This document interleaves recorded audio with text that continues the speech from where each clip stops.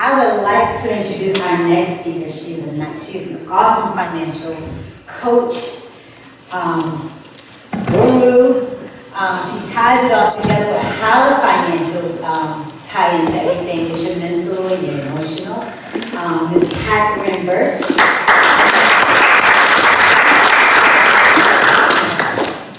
Hey, all right, I'm so glad to see everybody.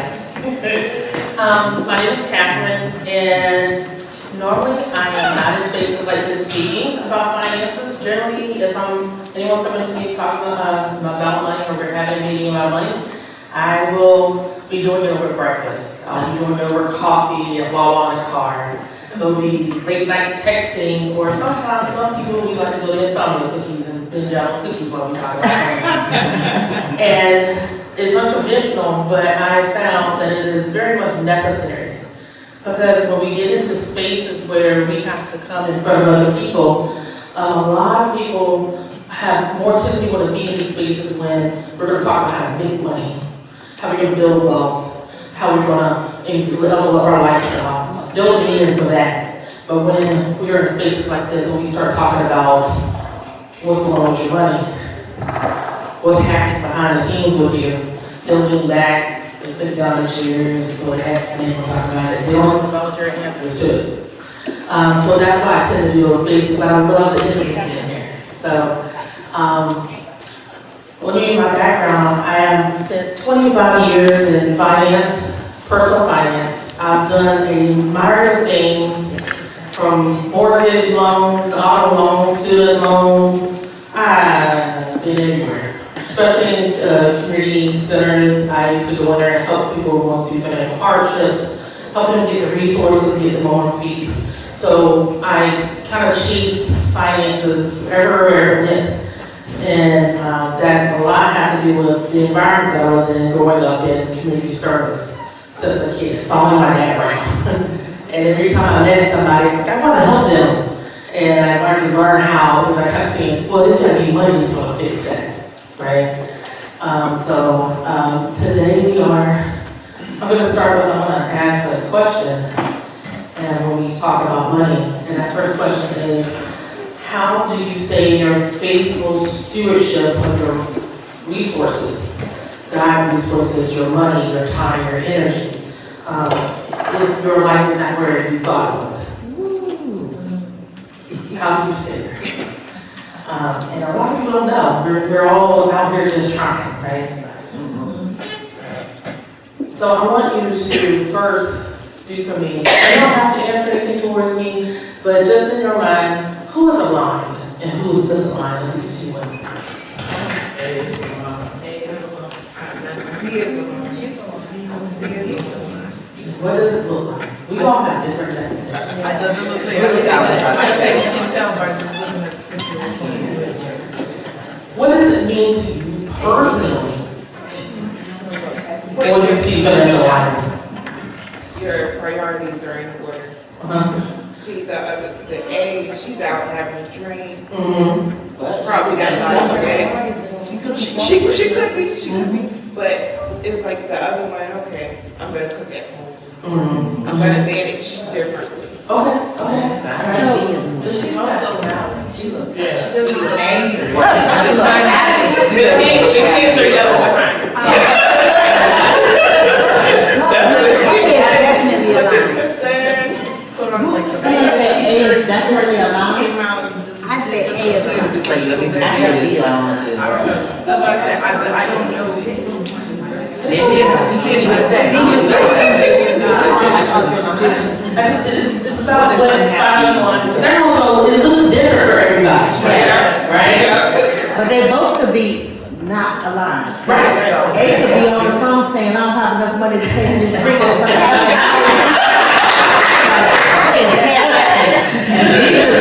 This stuff is expensive in this grocery store, what can I manage? But I'm gonna go home and cook because my food tastes better than out anyway.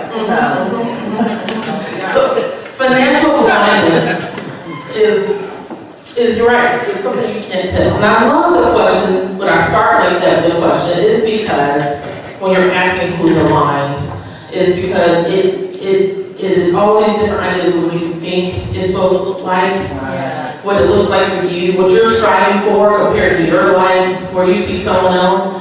In our world, there's no way that we would know what someone is or is not financially aligned. How would you know?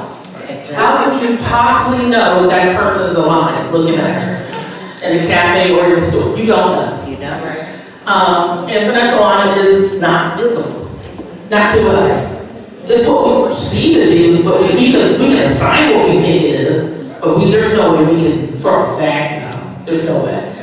And so we often are conditioned to use appearances, our eyes, to define alignment. And that tends to trip us up.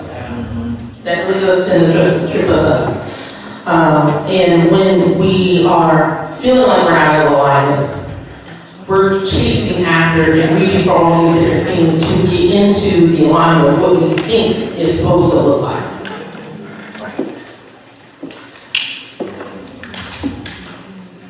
When we're doing that, let me say, let me go back, step back for a moment. In every space I worked at, regardless of income, I work with people who made $14,000 a month and people who are barely making anything.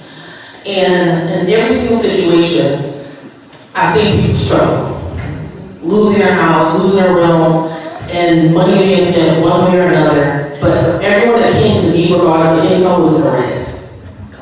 Everyone that was coming to me was losing something, was panicking, bankruptcy, debt management. They're all going through something. Now, of course, the people at the bottom, that's a lifeline that they're struggling, just totally different.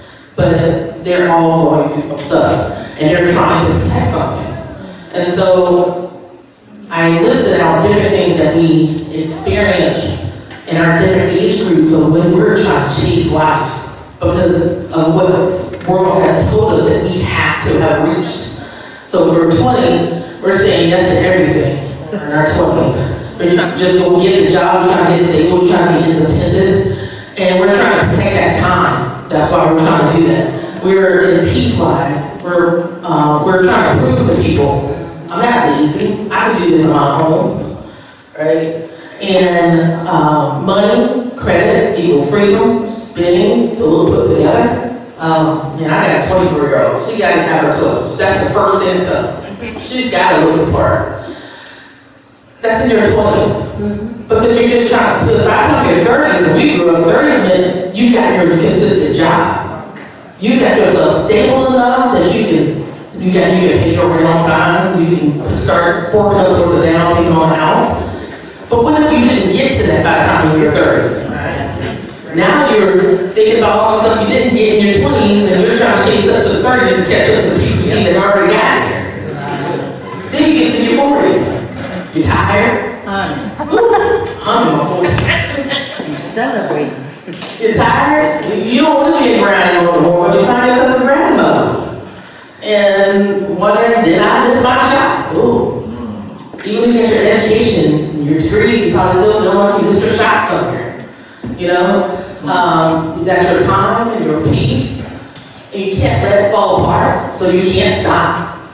You don't even want to know what's like the rest. You want the rest, but how do I stop? Because it's going to fall apart if I stop. And your money, you're playing catch up. You're sitting there in your 40s and don't have life insurance. And you're retiring and looking at shit. You like a pool from it, right? Then you get into your 50s, getting close to retirement. Now I said I was in my 40s, I'm close to my 50s, I'm 48 years old. I'm on that edge of thinking in the space, right? So you feel like you're running out of time. Oh, you have 15 years towards retirement, and that 15 years just passed you. 25 years just passed me. I was just 22. You know, I stopped counting. I had to do the calculator to figure out how old I was today. So you stop counting at some point because you're just going through life. And in your 50 time, you feel like you're running out. You got regrets, stuff that didn't happen. Now you're thinking about the stuff that didn't happen in your 20s, your 30s, and your 40s. And you're trying to think of all that in your 50s. And peace. Peace is something you need. It's no longer a luxury to you. You got that peace. You're going to do everything you can to start creating peace in your life, but you just can't take it no more. And then money, you're afraid that if you have a bump right now, you're not gonna be recovered. And if you did recover, how long you got before you got retired? Can you make up that in the next 10, 15 years if you have a big bump? And in your 60s, you might be caring for your grandkids while you're on your own, you're slowing down. But then there's some people in their 40s and 50 got grandkids. So they're kind of blended too. They got their grandkids and they're dealing with them as well as their adult children. And you're trying to help everybody, but you don't have enough to help yourself. And you're stuck between you want to tell them no, you outdo your own, but then at the same time, you don't want to see your grandkids put out. So all these different things are happening to you. Why you talking about people? That ain't all these people business. So we often get to these spaces where we're going through life and it's hitting us left and right.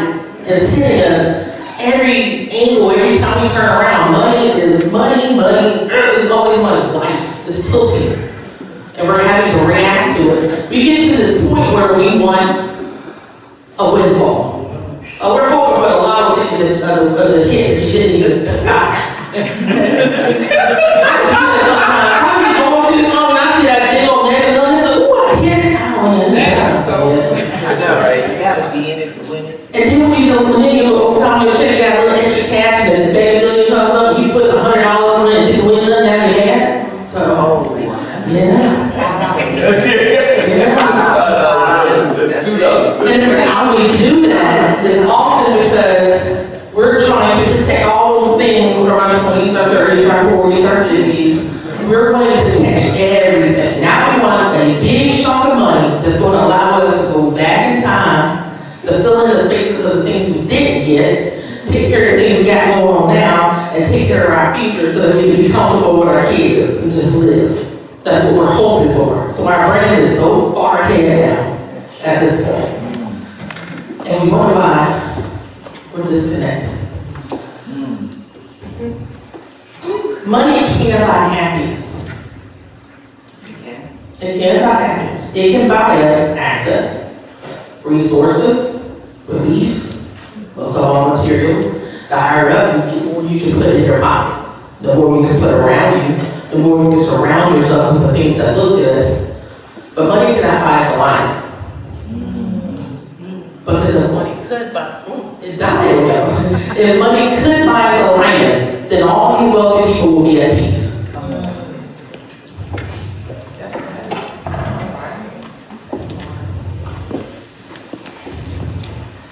When you're wealthy, I love this book called Money Psychology by worthiness. When they're wealthy, so he breaks down all these things these wealthy people do, billionaires. They are shucking and jabbing, they are moving around, bending rules, trying to put another million on their net worth, another billion on their net worth. They don't have enough. It's never enough for some reason. And that's millionaires and millionaires. How do you not have enough? There's so much that they do that they stress themselves out, trying to chase whatever is not enough. Then I like the Netflix had it out, The Rich Life, right, by Ramit Sethi. And in that he works with people and their net incomes are a lot higher. They're middle class and upper middle class. Those are the people making $20,000, $30,000 a month, and they are still stressed out. They feel like they're behind. They feel like they are not where they should be. And their budgets are maxed out. And they're in the red. And how are you 20,000 in the red? Sometimes people are thinking, how are you doing that? Right? And it's because they're doing that everything. They're filling in 20-year-old, 30-year-old, 40-year-old bill. Right? And so their money is not going into their investments in their retirement. And they keep eating it up. And then you got us. I'm behind. We're still waiting to get to that high rise on the east side. We still trying to get there. And we starting those businesses still trying to hope we get there. And we're opening up, we're told to multiple income streams. So you got a full-time job, you got this side hustle, that side hustle, you got 3 or 4 side hustles, and you're spread thin trying to make it all work together to bring in the income. and you get in a situation where your business needs money, so you eat up your personal, or your personal needs money, so you get it for your business, and you get stuck and you can't get to that high rise you're figuring it out.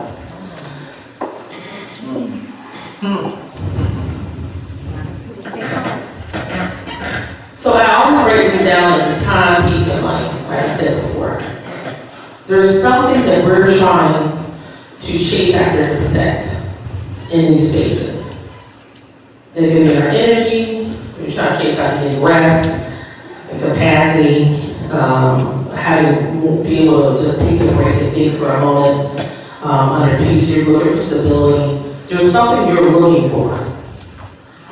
There's something that you're having to go out and look for something else to fill and take care of these spaces. Because that's what we believe is the alignment.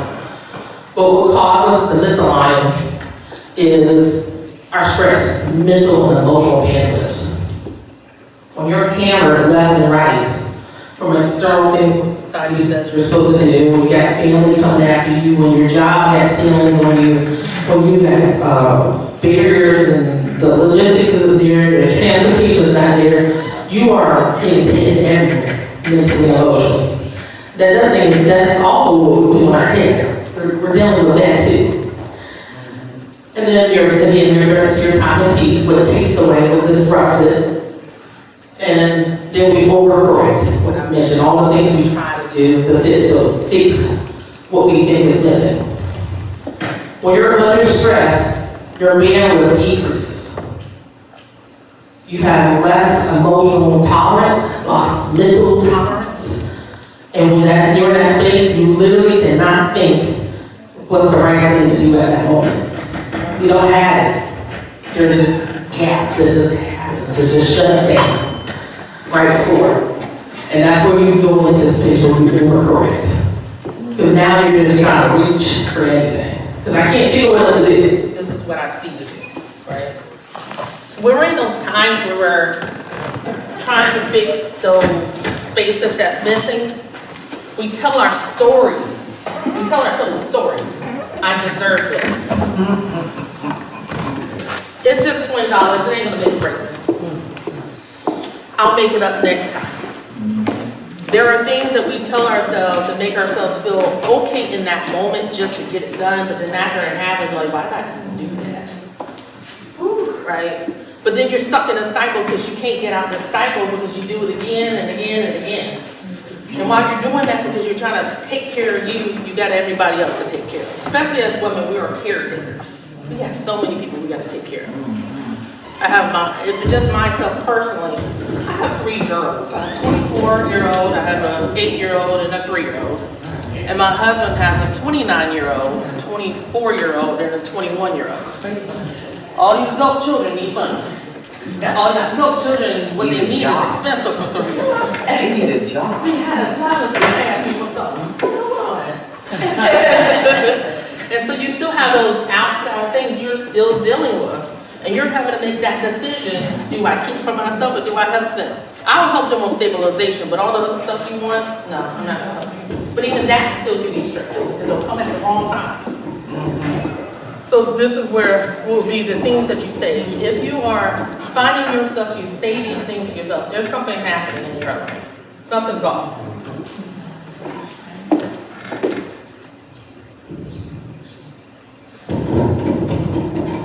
But when we're thinking like this, and you're already on the go, that wheel is always spinning, the momentum's there, it's hard to slow down long enough, thank you, to be able to even recognize that you're out of line. And so I like to always step into that space of saying what you say to yourself. And there's things where inner thoughts, Burch mentioned 60,000 thoughts are going through your head. There's a lot of thoughts going through your head at a time. What is it that you're saying in your head? What are you trying to protect? There's something you're saying to yourself that, aside from I deserve this, there's something you feel like, if I don't do this, this is going to feel like this or that. There's something you're saying, right? And that's how the first time that you can tell. What are you saying in the midst of when you're getting hit? What's happening? What are you telling yourself? And in your body. Even if sometimes we can be in a situation that we try to lie to ourselves. We lie to ourselves, so we don't even know the truth anymore about our financial situation. Because we've been living with a mask on. And when we're in those spaces, our body tells the truth first. We'll feel it and say something totally different to ourselves and to someone else. And we'll act on what we just said inside.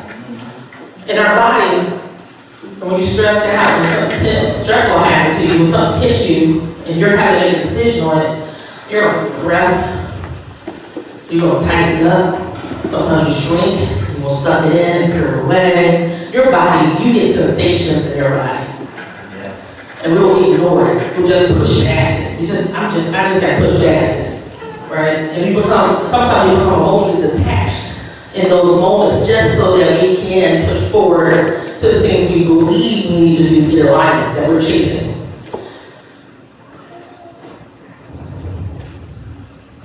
Let me go back for a second. Let me talk about misalignment real quick and tell a personal story. I grew up learning finance.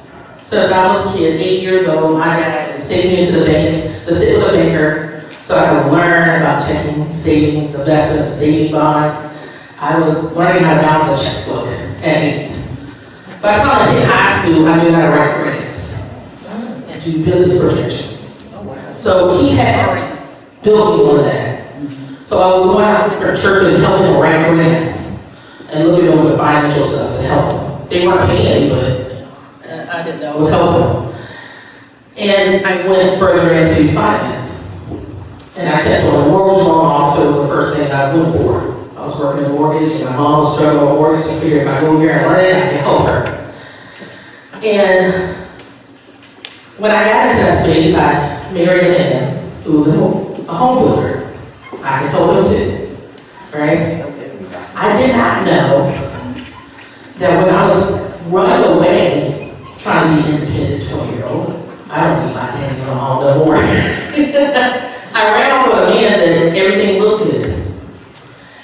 He had money. We're in Texas, in a $500,000 home that we built ground up with a private fence, three private fences, private for our house, the free house next to us, which was family. Then there's a private gate to that, and then another private gate. So we had big houses. They had the cars, they had everything. And I did not see a lot of stuff.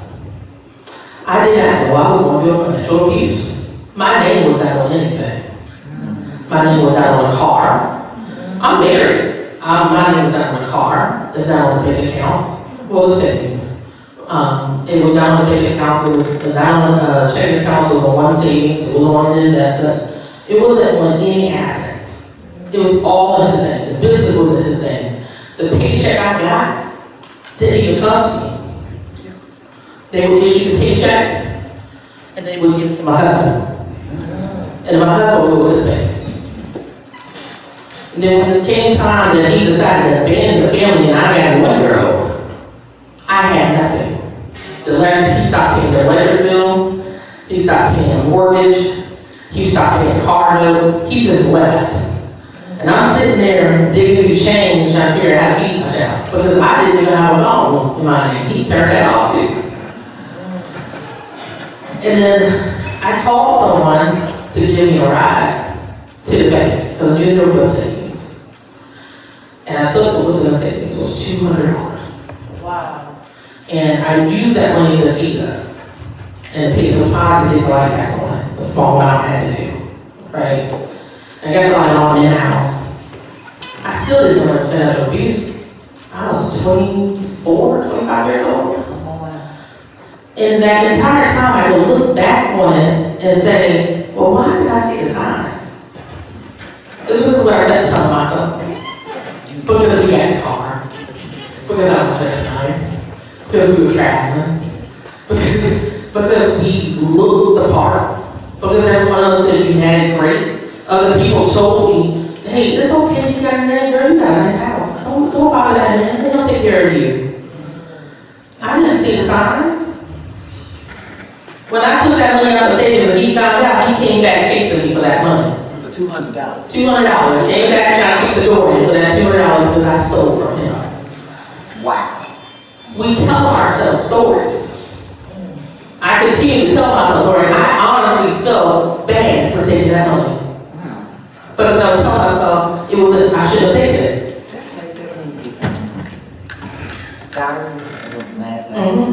Yeah, she brought me in that movie. So I did it, it was like that. So we tell ourselves stories when we're under extreme stress. And it can happen on a regular day too, where we start telling ourselves stories to fill in that gap when we feel, when that happens when we're disconnected from something great. And we don't know what we need for ourselves. I always call this embrace your 80%. Because financial success is 80% behavior and 20% technical. When you go out and you learn about financial success, you're going to be given the 20%.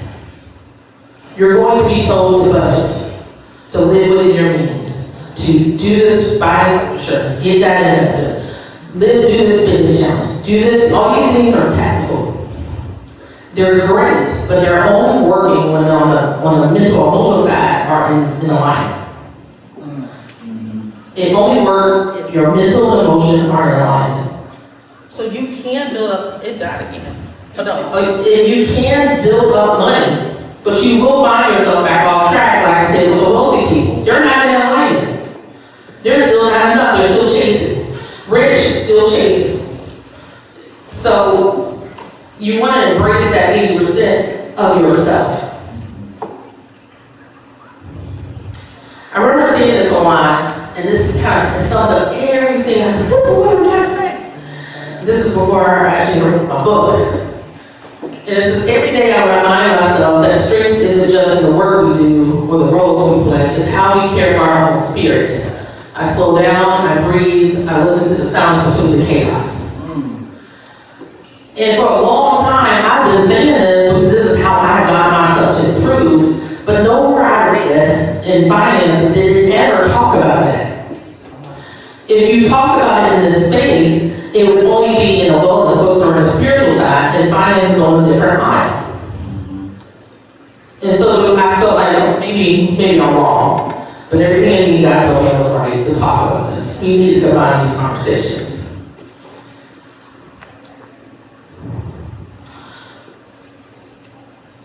Protection and trusting God's provision. Ooh, girl, come on, man. There's something my dad said the entire time I grew up since a kid. God's grace is enough. And it was whenever I questioned things that happened in life. Right? God's grace is enough. And he said, all that I have is all that I need. He's going to handle that. And he did it with trust. Stepping out with faith and trusting that God was going to catch you, His grace was going to catch you. I still for a long time still didn't understand what that meant and stuff, but over time I did learn. If misalignment means that we might not be trusting His provision or we're not even aware of it, but we're so bogged down, we can't see His provision being offered to you. You have divine resources given to you.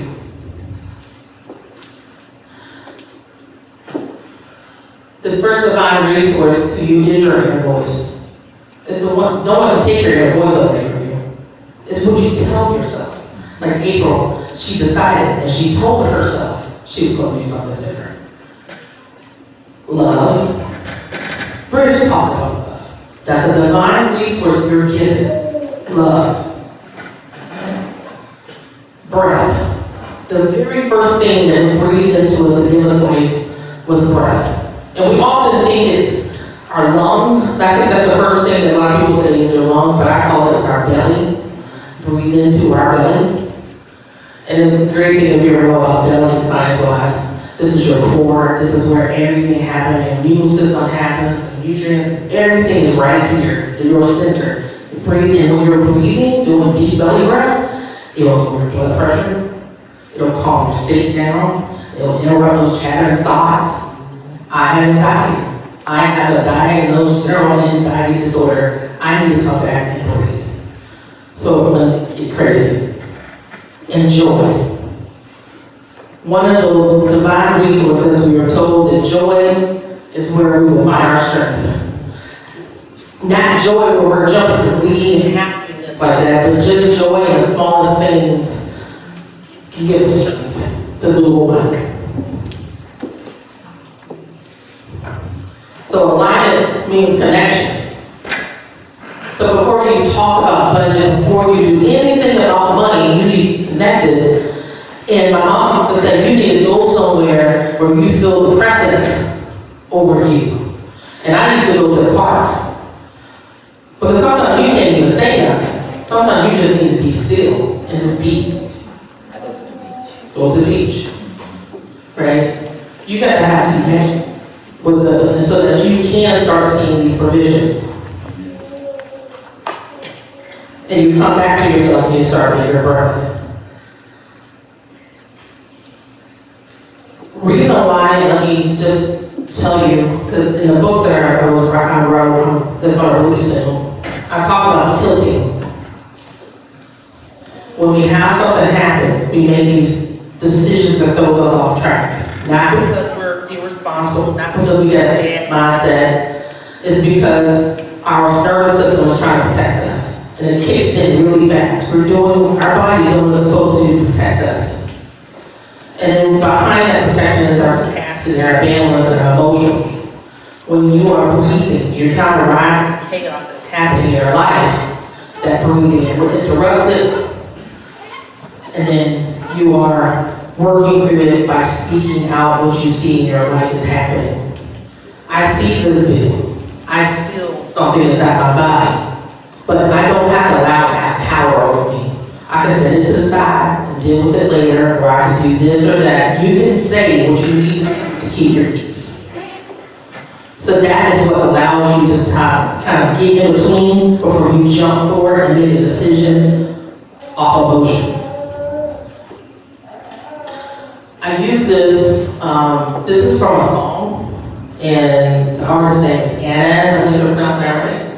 And then it says, drown me in your ocean of love, fill me with your heavenly breath, quench my thirst with your divine fountain, give me your eyes to see the things that you see, help my ears to hear the things that you hear, and bless my heart to feel and love what you love. When you do those things and it goes step by step, you can find financial alignment. And I know that it might sound crazy, but you can.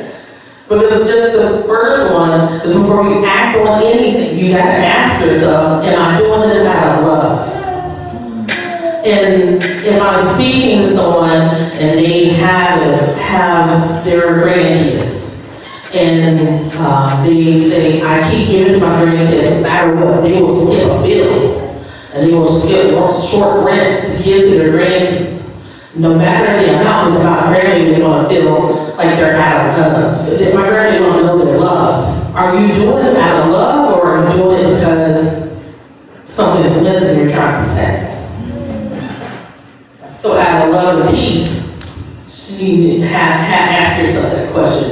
And then everything else, if you go by it, are you seeing it right? Am I seeing what the world is telling me what alignment is, or am I staying alignment with you? And am I hearing what the world is telling me I need to hear? Am I too listening to all the negative things and the stories in my head, or am I listening to you?